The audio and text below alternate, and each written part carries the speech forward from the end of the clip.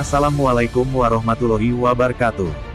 Kembali lagi di channel Kabar Sepak Bola, yang menyajikan kabar terpanas.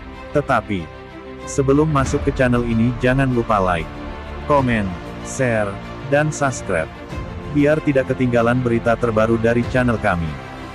Dan jangan lupa tonton sampai akhir biar tidak ada salah pahaman.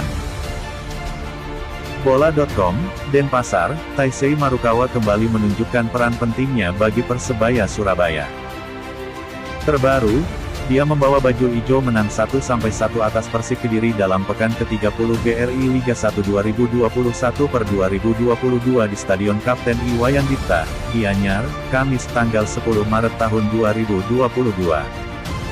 Gol tunggal dari laga ini dicetak oleh Taisei Marukawa lewat aksi gemilangnya di menit ke-77.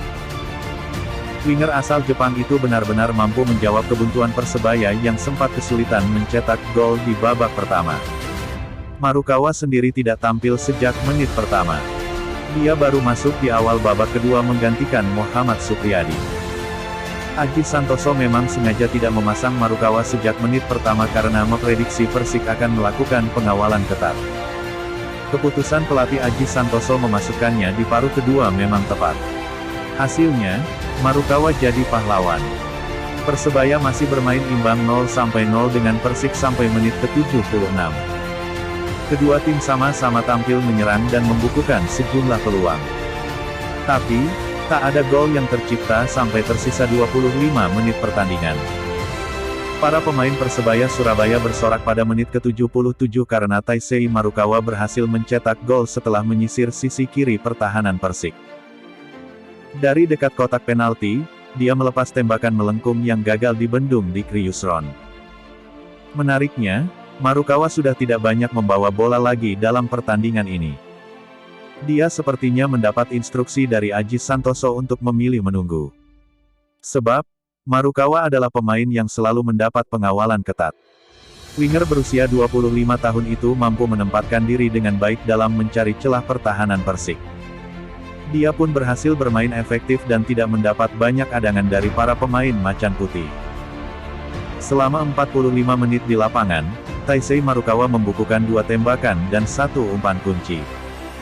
1 tembakannya berbuah gol, sedangkan 1 lagi adalah eksekusi tendangan bebas yang bisa dibendung kiper di Kriusron.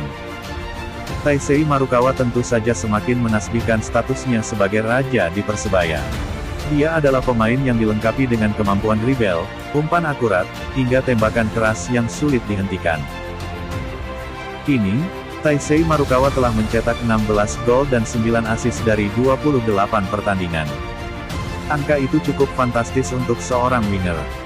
Hebatnya, dia masih jadi yang terbaik di Persebaya untuk 2 catatan statistik itu. Akan tetapi, dia tetap menunjukkan kerendahan hatinya. Marukawa merasa tidak bisa berbuat banyak tanpa keberadaan pemain lain. Apalagi, Persebaya Surabaya juga masih punya Bruno Moreira, Ricky Kambuaya, Marcelino Ferdinand, hingga Samsul Arif yang juga aktif menyerang. Kami membutuhkan pemain-pemain ini. Sangat sulit tanpa teman-teman. Kami bermain menyerang. Terkadang, saya bisa bermain di posisi 10, gelandang serang untuk kondisi tertentu. Jadi oke, saya bisa main, ucap Taisei Marukawa. Selama ini, Marukawa dan Marcelino adalah duet mematikan dalam sektor penyerangan Persebaya. Kerja sama keduanya seolah tak terpisahkan. Namun, mereka tetap mampu bekerja dengan jika ada yang absen. Marukawa dan Marcelino adalah duet pemain yang tak tergantikan di Persebaya. Kolaborasi keduanya melahirkan serangan yang mematikan. Sudah banyak gol-gol Persebaya yang lahir dari 2 pemain ini. Baik Marukawa maupun Marcelino sama-sama selalu mampu menunjukkan performa impresif. Mereka juga sudah menjadi tumpuan Persebaya selama beberapa laga terakhir dan sama-sama bisa bermain sebagai winger maupun gelandang serang. Umpan-umpan terukurnya membuat beberapa pemain Persebaya mampu melepas tembakan ke gawang lawan. Marcelino memang tampil lebih dominan dengan pergerakannya dalam mendribel bola.